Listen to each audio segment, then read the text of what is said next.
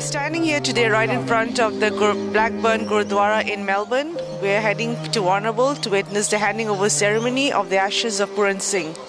How do you feel about the story of Puran Singh? We're very excited on this project, and it's very nicely handled by the Australian and the Indian community. We're very proud of the whole community here. I really feel honored, going over there and for such a noble cause. And it's good to see that our community has got such a good respect in Australia. He's from Bilga, and our village is not far from them in Punjab. I came here about 36 years ago when I was only 20. I feel like he was our ancestor or great-grandfather, so we should wish him a farewell.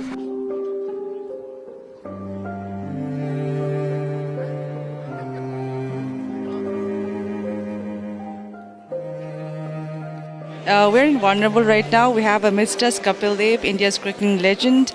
He's come here with the whole Punjabi community to be part of the function of the handing over ceremony of Puran Singh's ashes. I don't know, it's just happened. I was doing interview to SBS radio and back from Delhi, and this story broke down, and I was just emotional person and said I will fulfill somebody's last wish. He had a large sum of money that was left. He had no chattels.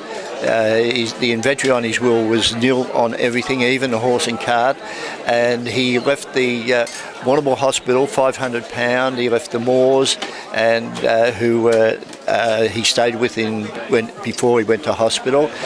And he also left the remainder equally divided between his 4 nephews in India, because his brother and all the rest of his family was dead in India. Cremation took place in Springvale in 1947, and there was to be a direction given for the ashes to go to India. We didn't receive that direction, and so we've been holding Puran Singh's ashes with us.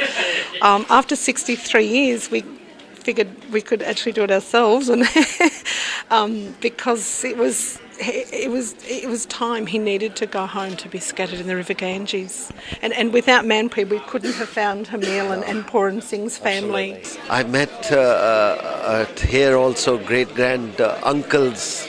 There's a great-grandson, and I met one of their family people, the great-grandson in Chandigarh also. It was wonderful to meet them, and amazing story. I have with me standing right now Mr. Harmail Uppal, the grandnephew of Puran Singh. We're going to ask him a few questions.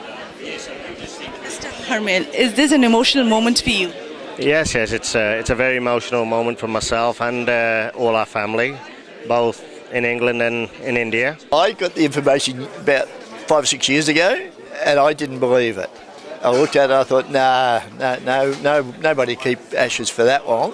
And then a few months back, Chris and I were back up in Warrnambool doing research, because we go all over Victoria doing the research. And I'd looked at it again and just pushed it to one side. And I was doing other work, and Chris had nothing to do. And she started going over what I'd already done, and she said, guys have still got the ashes. I said, forget it. No, she said, no, they got them. I said, forget it. She says, I'm going down there. I said, no, you're not, we're going home. And this went on and on and on, and in the finish she said, well, you can stay here, I'm going. So she went down to Guyot's, and I accompanied her, and Alice Guyot said, yes, we've got them.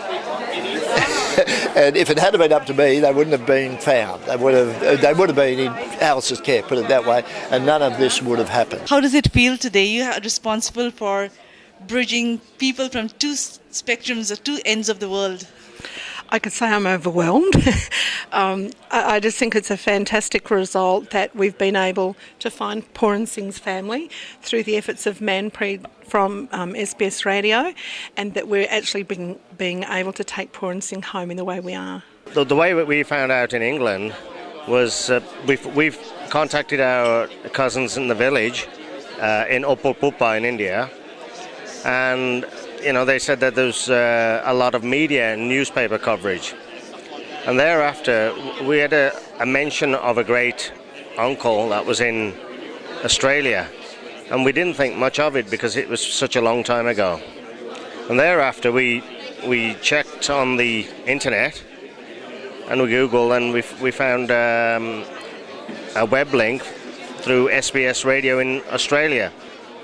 And thereafter one thing led to another, and we were in touch with Manpreet at SBS, and everything just moved so fast. Yeah, I mean, it is the story becoming bigger and bigger, and a lot of Punjabi people come back, and you know, it's lovely to see they are paying respect to Puran Singh, not to anything else. I think those type of people who first moved here and made their name.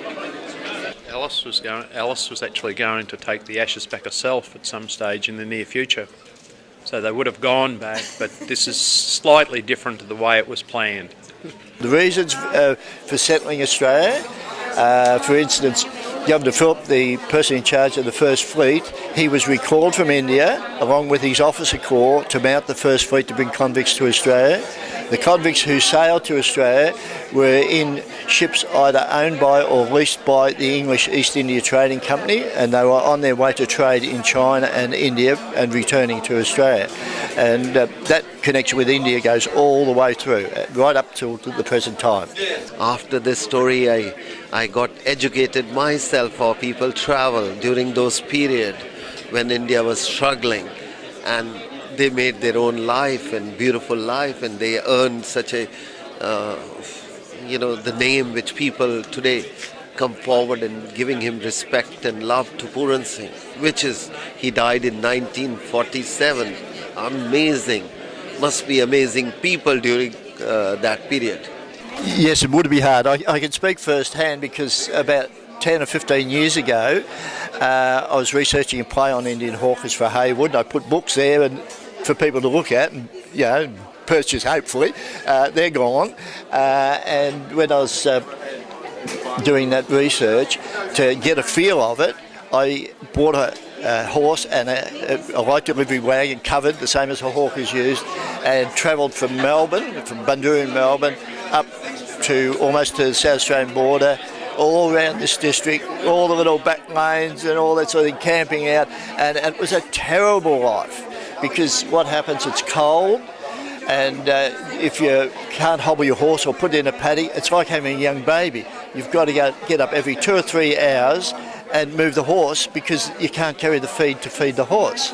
And so you're getting up in the middle of the night, freezing cold, putting gumboots on, going out and finding the chain and the rope and untying it. The horse doesn't want to move, and you move him up to the next post, tie him up, get back to sleep. As soon as you're back to sleep, the alarm's going, you've got to get up and move him again. You're sitting up on a vehicle about that high off the ground, elevated in the rain, the wind, the sun, and it's bleak. It's a really hard. I lost weight. You can see I haven't got much weight, and I lost weight. Well, the memories, the only recollection I have of my great uncle is being told by my father as a very, very young child at the age of 5 or 6. Yes, mainly because I used to ride on his cart with him, only for about 100 yards, but the cart had a footpath to it, and the seat was only 2/3 of the way across. And Puran Singh would make me sit up on the top seat beside him because he had to look after the girl, and my younger brother had to sit on the low side with his feet dangling just behind the horse. He was a boy, he could look after himself. Kept the love alive with a foreigner totally not belonging to them. We are here today. That expression of love has brought us together this evening for this function, and we are grateful to God who gave such an excellent weather